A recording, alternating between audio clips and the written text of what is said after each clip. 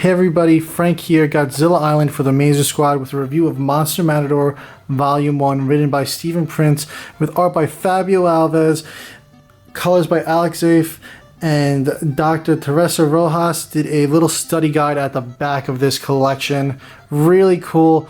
This first volume includes, let me show you here, it includes the Tango of Matadors story arc, which is 3 comics, then Afripocalypse, which is a graphic novel that followed up Tango of the Matadors, and then Homecoming, which is a mini comic that serves as a preview to the current Once Upon Some Monsters in Mexico story arc. We also get a little introduction, a gallery, and a study guide in this collection. I picked this up with the Once Upon Some Monsters in Mexico issue 1 Kickstarter. The issue 2 Kickstarter is right now on Kickstarter for pre-launch, so you could sign up for those notifications to know when that campaign goes live. But for this review here, I'm focusing on Volume 1, and I will be doing a separate one for the first issue of Once Upon Some Monsters in Mexico. So let me tell you a little about this. Our main character here, Ramon Alejandro Estévez-Guerrero, he does all this monster killing. He's the Monster Matador. He does it for his daughter and for his lost wife, Lucia, who was killed by a kaiju monster the day the monsters broke out. We don't know what caused the monsters to come out, but throughout the stories, we get told about this day where the monsters just came to the surface of Earth and just started attacking every country all across the globe. The first story takes place down in Guatemala, which is the Tango of Matadors, and then the second story arc, Afripocalypse, takes place in Africa. That one, you know, it started off a little different, and it's teased throughout the Tango of Matadors. At the end of each issue of the first 2, there's a tease of like a zombie thing going on. And you're like, oh, is this not going to be just kaiju? Is it going to be zombies? But we find out that story when we get to Afripocalypse. And then, of course, we have the little Homecoming tease that teases what's happening right now in Once Upon Some Monsters in Mexico. But I'm here to talk about Volume 1, so let's get into this. So these stories, they're all really great. They just jump right into the action. There's just great dialogue when there's a lot of dialogue in this, but it's just it just felt like nonstop action to me. It's extremely well written, well paced. It starts off, like I said, the first story for Tango of Matadors. They're in Mexico and they're fighting this swarm of giant flies called Volagante. And throughout the story, we see Ramon encounter one of his old friends, Miguel Calderon. And he was a matador in the previous life before the monsters, just like Ramon. And it turns out Miguel has also been fighting monsters as a Monster Matador. And all the time while Ramon is down here heading to Guatemala, he has help and from a man named Angelo, who I honestly did not notice in the first issue was a dwarf. I did not notice until the second issue when it was brought up that he was, but pretty cool, interesting to include somebody with a trait like that. Really cool and to be a little inclusive there. Of course, this is a Hispanic-themed graphic novel, being a matador, taking place in Mexico, Guatemala, across the globe, Africa. Very diverse characters in here. Really awesome to see all the inclusivity. One of the cool things we see in this story is Miguel telling the story of how he lost his family during the day of the monsters coming up. And we see this cool kaiju, really cool lizard-looking thing in this flashback, and he basically says he tried to save his family fleeing the city, but we find out a little more about that at the end of the Tango of Matadors arc. But throughout here, you know, you can't get too attached to a lot of the characters in the story, I found, and you'll definitely see that in Afripocalypse.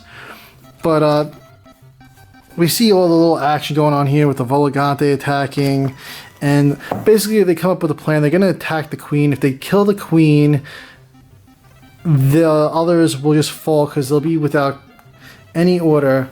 And that's basically how the first issue ends. And we get this little tease here of Africa. We have this mysterious woman sniping a zombified cheetah leopard in South Africa, and they're like, oh, we found him. So like it's like they're looking for the Matador, and they're like, we got to get this taken care of quick. I'm not gonna go too in depth on the story here. I don't want to spoil it completely, but at the end of the Tango of Matadors, there is a betrayal and a big oh crap moment, and altogether it was a really great story, and you really feel for these characters. One of the things that I really like about these comics is that it starts off with a intro, almost a little. Here, I'll give you a little tease of Afripocalypse here. You have the cover. It gives a little intro of what's going on. And then after the main whatever action happens there in the intro, it's almost like an opening credits here where we get all the little writers, artists, and everything. It's pretty cool. We did like a little mini opening credits page. I really like that little tidbit that they did with these. And then you get the boom, the title pop up, Monster Matador Afripocalypse. So I'll cover a little about the Afripocalypse. So at the end of the Tango of Matadors, Ramon, our Monster Matador, gets hauled off to Africa to help out with an issue there.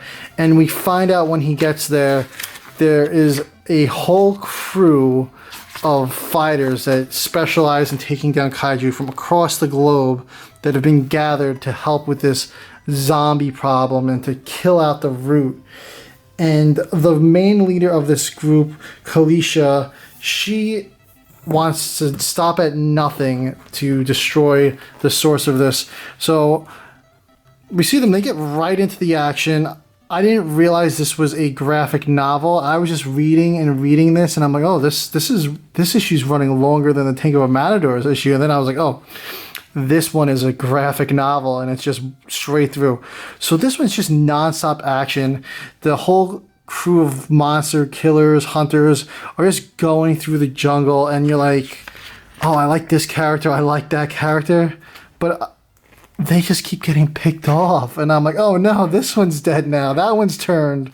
That one got bit, so they're going to kill themselves now.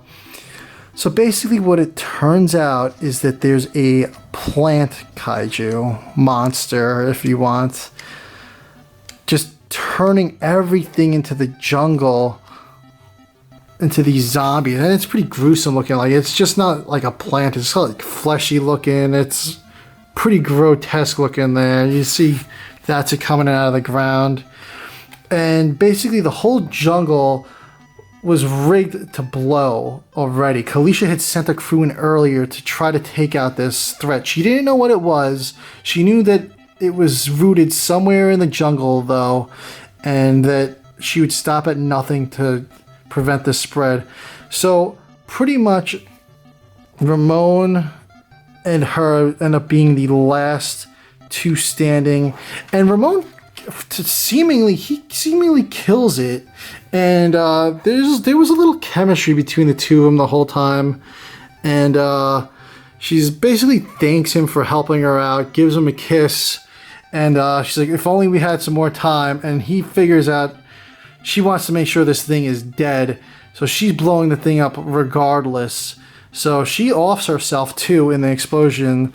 Ramon gets out, and he hops on a helicopter back home where he gets to go see his daughter. And throughout Afripocalypse and the Tango of Matadors, we see his daughter Adelita has been training with a family friend. I don't know if it's like his uncle or something. It's somebody who even watched Ramon train to be a matador growing up. So I don't know if he's like an uncle or Ramon's uncle, but we see her training the whole time. He gets home and he's kind of pissed that she's been training, and he's like, well, she's got to defend herself. And it leads us into the tease for the next phase, which is these giant cockroach monsters, which I will get into for my next review, which will be the Once Upon Some Monsters in Mexico story, issue 1. But like I said, check out Monster Matador on Kickstarter now. You should be able to sign up for the pre-launch for the issue 2 campaign. Here's a little art gallery I'm going to show off here. This is all the different covers that have been out for this, and just concept arts. Really cool. This is the whole crew, the Africa crew. Really badass crew. It's just a really fun, like I said, diverse crew. They have people from all different countries: Russia, Germany, the UK, Israel.